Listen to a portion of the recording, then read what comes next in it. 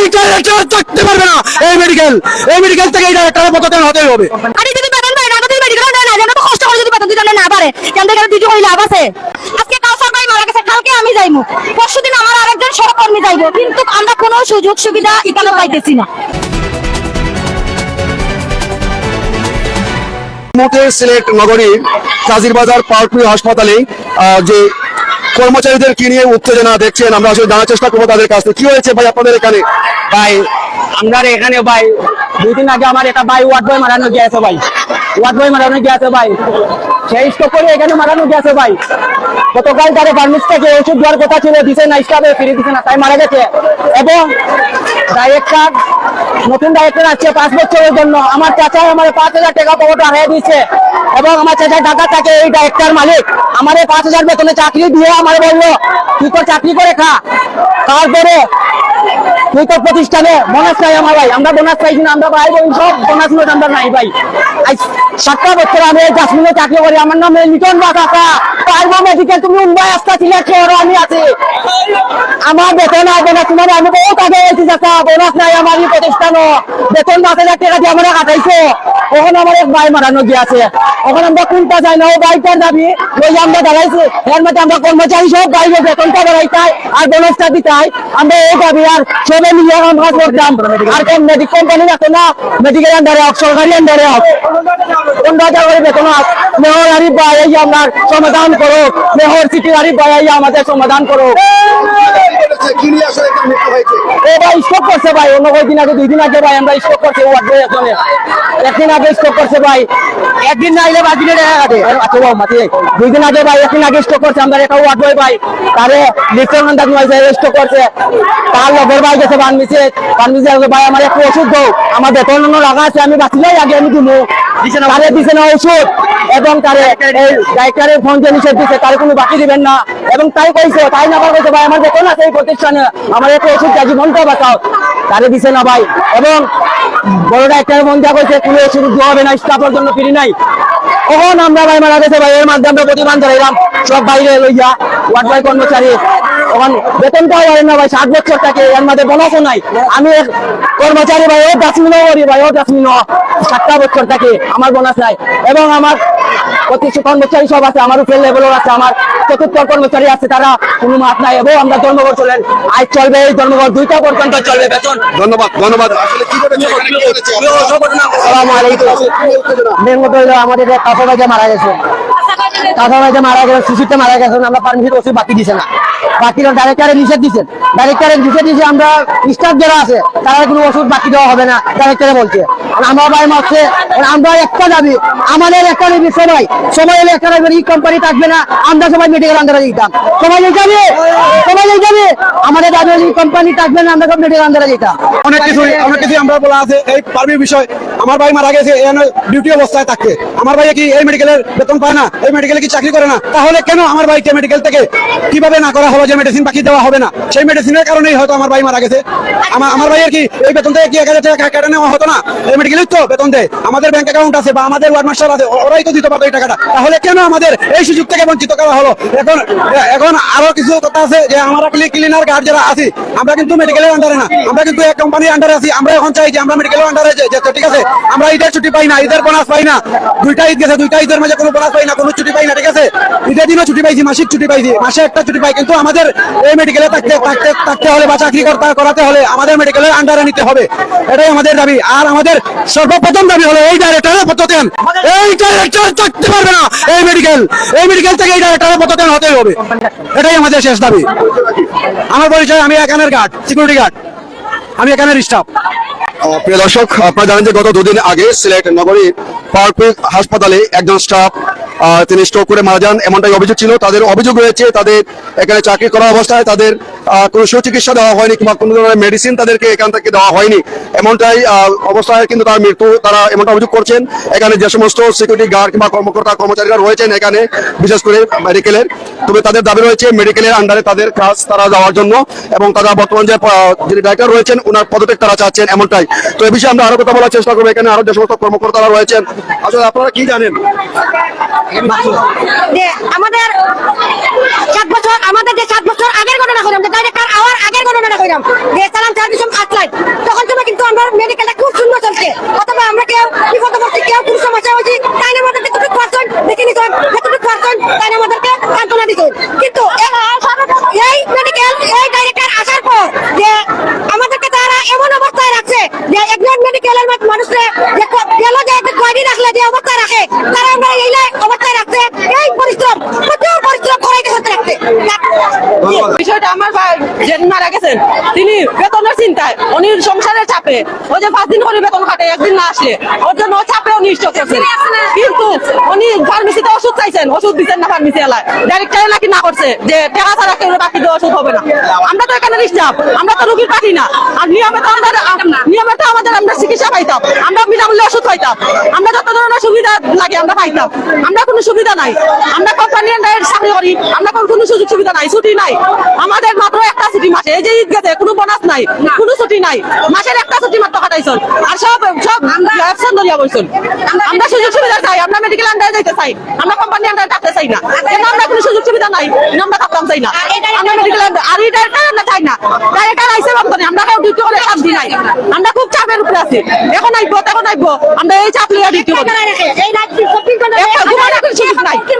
আমরা রুগীরে গিয়ে জিজ্ঞাইতাম ভালো আসনি দেখি তখন এটা কি আমরা যতটুকু করার দায়িত্ব আমার ভাইকে সময় অসুস্থ হইয়া অসুস্থ হইয়া চটপট করছে তখন সময় আমরা একজন ডাক্তার আমরা তাড়াতাড়ি করে ডক্টরে দেখার পর কিছু ওষুধ লিখে দেওয়া হয়েছে ওষুধ লিখে দেওয়ার পর আমরা একজন বাইরে ঘটাইছি যে তুমি তাড়াতাড়ি নিচে যাও যে ওষুধ আনো সে নিচে আসছে তার কাছে অনেক রিকোয়েস্ট করছে যে আমার তাড়াতাড়ি ওষুধ দাও আমি তো ঘরে আপনার বাসা থেকে দেখাই না তুমি আমার ভাই বাঁচো তারা জবাব দিয়েছে কিনা যে ডাইরেক্টরের অর্ডার স্যার আমরা কোনো ওষুধ দিতে পারতাম না অথবা আমরা ওয়ার্ড মাস্টার যারা আছে তারা কাছে রিকোয়েস্ট করছে যে আপনারা আমরা টাকা ওষুধ দাও আমরা সবাই মিলে তোমার টাকা দিব কিন্তু আমার ভাই বাঁচো কাকে তারা জবাব দিয়েছে ডাইরেক্টরের অনুমতি ছাড়া কোনো ওষুধ দেওয়া হবে না কিন্তু আজকে আমার ভাই তো আজকে ডাইরেক্টরে একটা ওষুধ দিত তাইলে মনে হয় আমার ভাই বাঁচতো কিন্তু এই ডাইরেক্টরের কারণে আজকে আমার ভাই মারা গেছে কিন্তু আজকে এই ডাইরেক্টর আমার ভাই বাঁচছে আজকে ওষুধ আমরা এই মেডিকেলের একজন স্টাফ হয়ে যাবো আমরা একটা ওষুধ পাইলাম না কিন্তু আমার একটা বাইরে থেকে আমরা পাইছি এই কারণে আমাদের ভাই মারা গেছে কালকে তো আমরা আমাদের ফ্যামিলি কি হবে এই তো আমরা একটা বড় সুস্থ হয়ে গেছে এই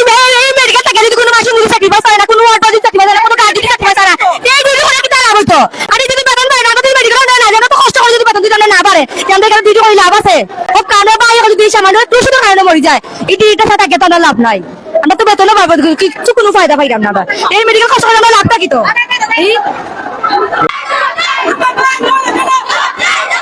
আমাদের দাবি আমাদের দাবি আমাদের দাবি আমাদের দাবি আমার ভাই বড় কেন গত 2 দিন আগে আমরা একজন বাই ওয়ার্ড বয় তাই বুকের বেতন লইয়া ওখানে কই গেছন লইয়া বুকের বেতন লইয়া তাই কেউ দিতে আইছন আবার পরে ফার্মেসি গিয়া কইছন যে আমারে ওষুধ দেওয়া লাগি তারা উঠিয়া কইছন যে ডাইরেক্টর নিষেধ ওষুধ দেওয়া যাইতো না কইয়া বুকের বেতন লইয়া তাই আবার কিছু গিরিতে সামনে যাওয়ার পরে আইন পরে আবার মাটি কুটিয়া করছে বেদনাটা না মানে তান্ডে আমরা কিনা করছি সকালে কইয়া গেছি যাওয়ার পরে কারণ শরীরের অবস্থা আরো বেশি খারাপ হওয়ার পরেও তারা ওষুধ দেয় না তারা ওয়ার্ড মাস্টারে ফোন দেয় ডাক্তারে ফোন দেয় কেউ 1 ঘন্টা পরে নিজে দিছে যে ওষুধ নিয়ে যাও সকালে যাওয়ার পরে রুগী মারা গেছে ওষুধ দেওয়ার লগে রুগী মারা গেছে সময় মতো ওষুধ না খাওয়ার কারণে আমরা ভাই মারা গেছে ঠিক আছে নি তখন আমরা মেডিকেল খেয়েও নিরাপদ নাই আর যদি এরকম না হয় আর যদি প্রাণ যদি না যায় আমরা এখানে স্টাফ আমরা এখানে সুযোগ সুবিধা পাওয়ার অধিকার আছে তারা সবসময় অধিকার হরণ করে তারা সবাই আমাদের সবসময় খারাপ ব্যবহার করে সিস্টার ওয়ার্ড মাস্টার ওয়ার্ড মানে সুপারভাইজার সবাই মানে খারাপ ব্যবহার করে আমরা এখানে কোনো ইয়ে নাই আমরা দাবি এখন বেতন বাড়াইতে হইব তারপরে আমরা যদি কোনো বাই ডিউটিরত রাখা অবস্থা যদি অসুস্থ হয় বা তাহলে কোনো স্টাফ বা বাসা যদি কোনো অসুস্থ হয় যদি কারণ ইয়া ডিসকাউন্ট দিতে হইব এবং